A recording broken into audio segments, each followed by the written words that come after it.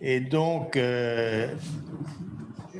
la fin de la matinée est une fin qui est très lourde. On va commencer par une conférence sur le pôle de compétitivité Médicène.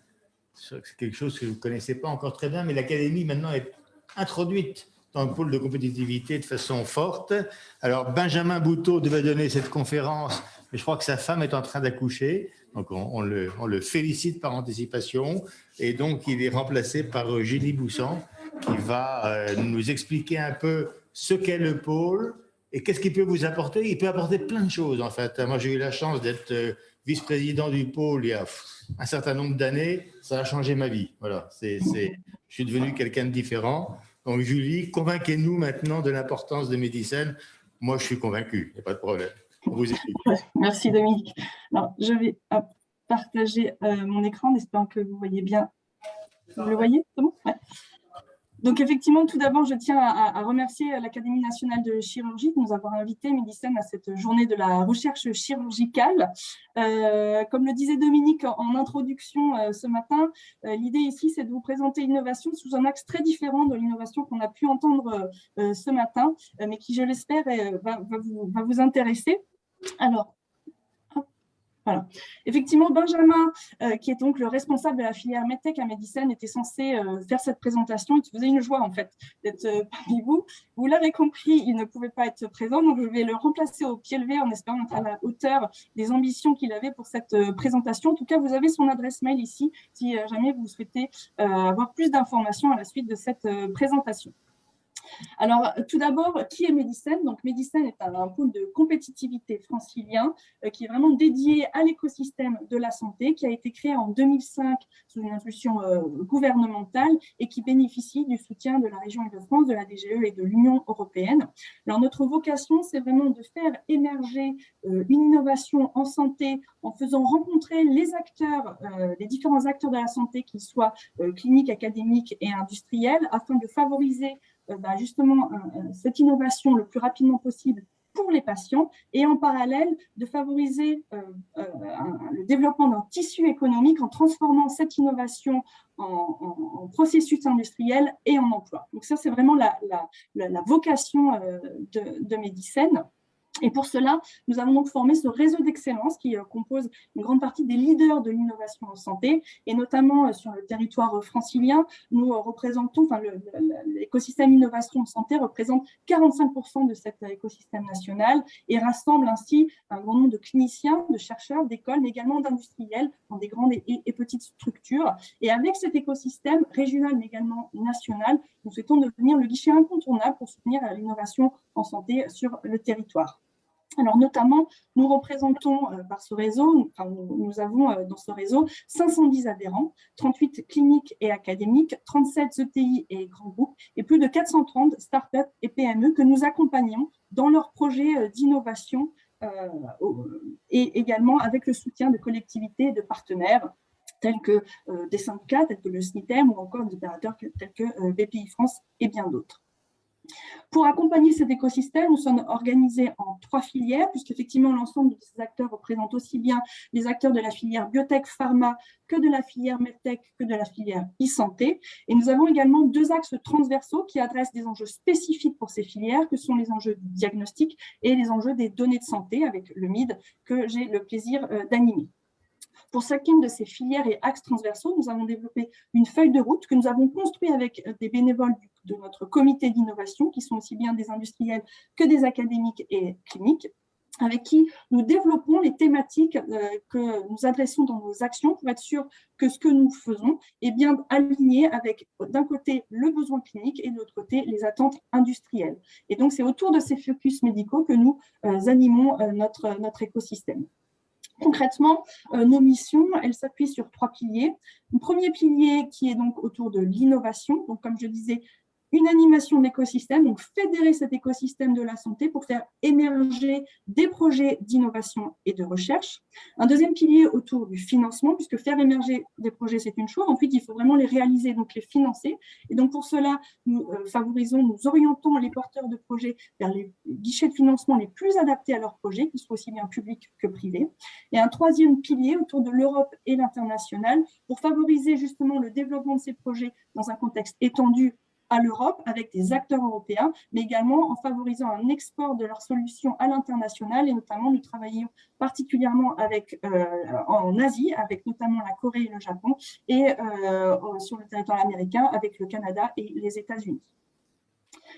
Nous sommes une équipe de 22 experts qui, donc, ensemble, travaillons pour justement cet écosystème. Alors, l'équipe innovation à laquelle j'appartiens, qui sont vraiment sur les projets d'innovation et de recherche, l'animation de cet écosystème. L'équipe développement des entreprises pour favoriser justement la transformation de ces projets d'innovation en un projet industriel à grande échelle. Notamment à échelle Europe et internationale, une équipe support qui nous soutient justement sur les aspects plus logistiques et communication. En plus de notre équipe, nous avons une 60aine d'experts bénévoles, industriels et académiques qui composent nos différents comités. Donc, par exemple, le comité d'évaluation du projet, qui est donc un comité qui revoit l'ensemble des projets d'innovation qu'on nous soumet pour orienter les porteurs vers les meilleures chances de réussite pour ces appels à projets, et notamment via la labellisation de leurs projets.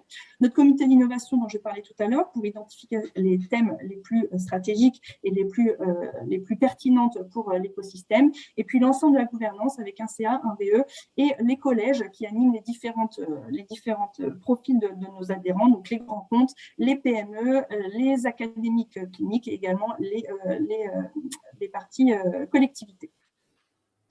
Alors, sur la partie feuille de route, je ne vais pas vous parler de l'ensemble de la feuille de route 2017, mais faire un focus sur la feuille de route de la filière MedTech, avec vraiment une feuille de route qui a pour ambition de favoriser l'innovation MedTech Made in France avec une extension à l'Europe. Pour cela, il y a 3 axes stratégiques sur cette feuille de route.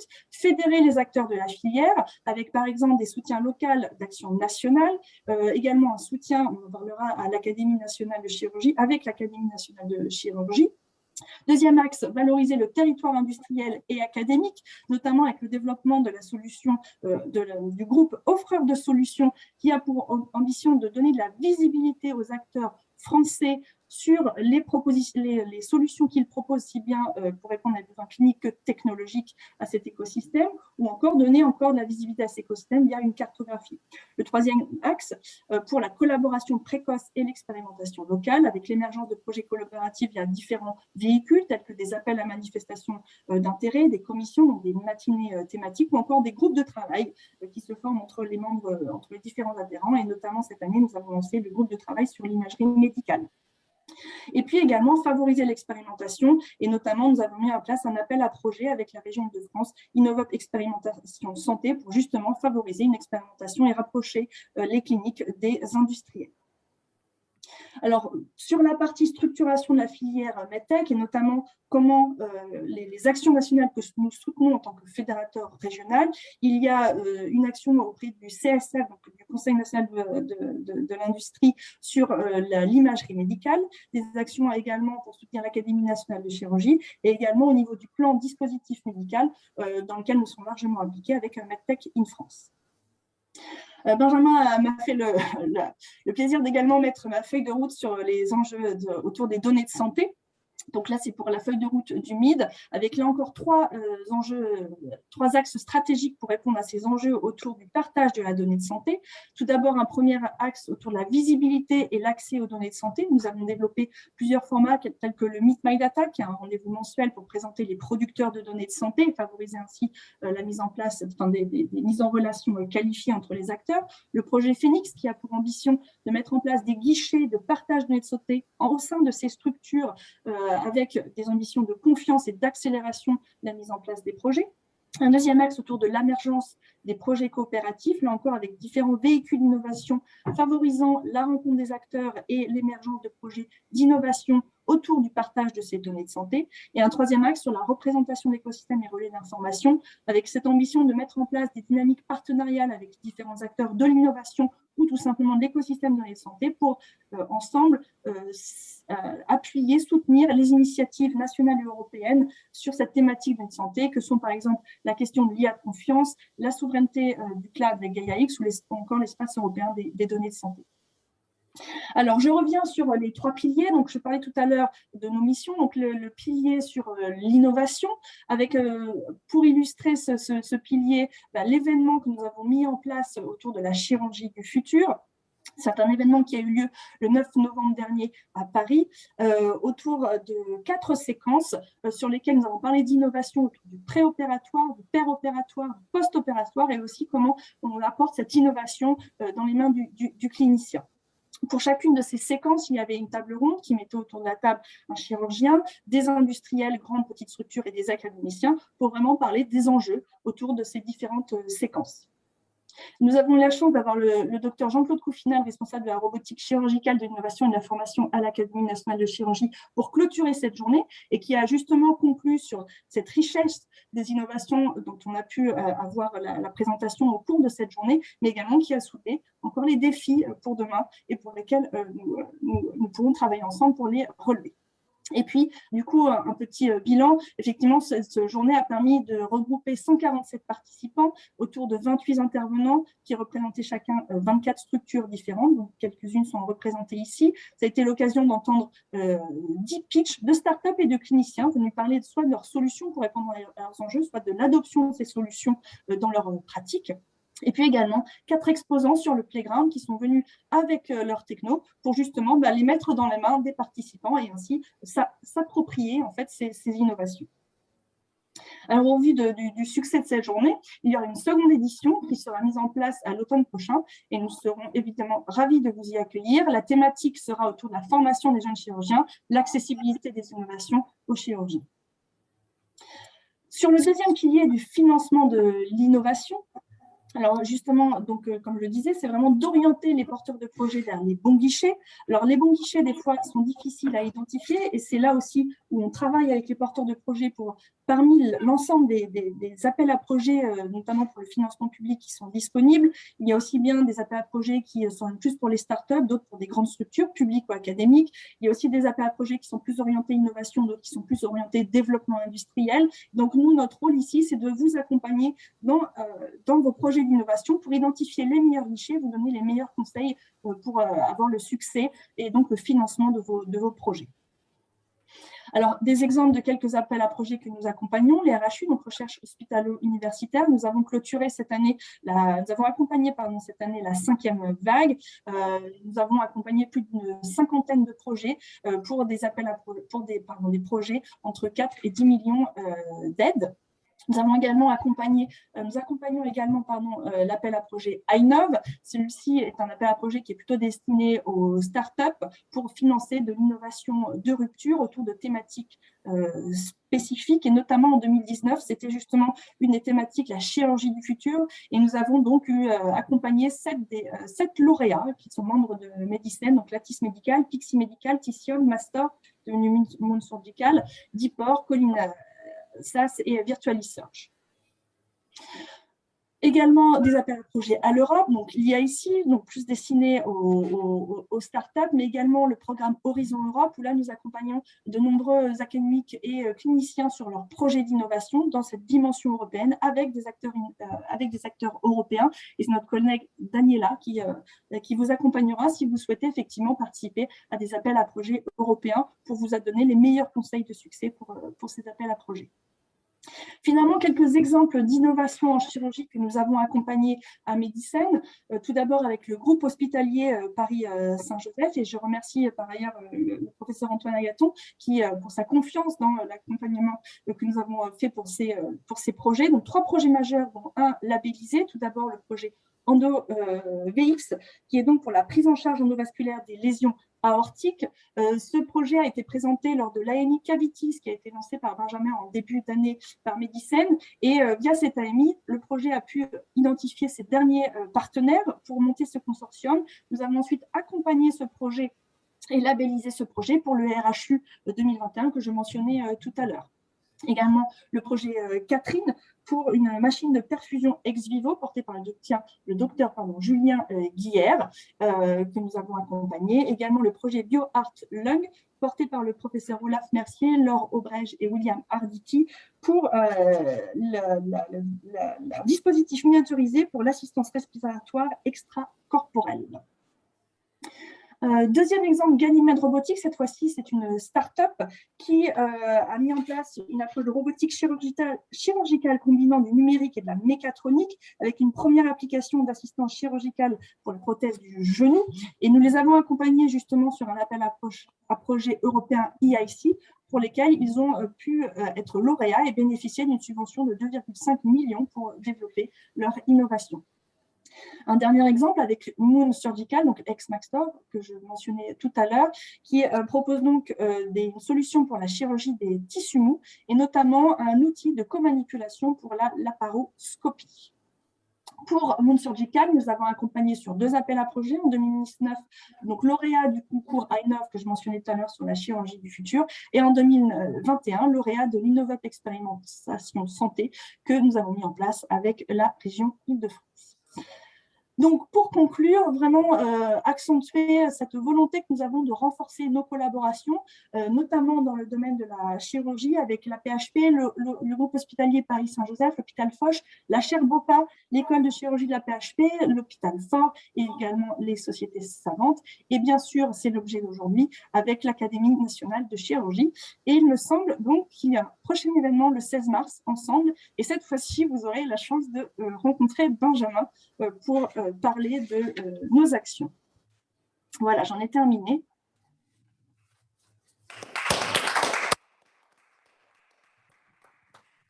Merci beaucoup, Julie. On s'aperçoit de tout ce que fait Medicène, qui est énorme. Et moi, je suis alors ravi de ce rapprochement entre Medicène et puis la chirurgie, l'Académie nationale de chirurgie, qui est une mine pour vous, hein, parce que vous avez vu le nombre de travaux scientifiques qui sont faits, et bon nombre d'entre eux doivent à un moment se concrétiser sous forme d'entrepreneuriat. Voilà.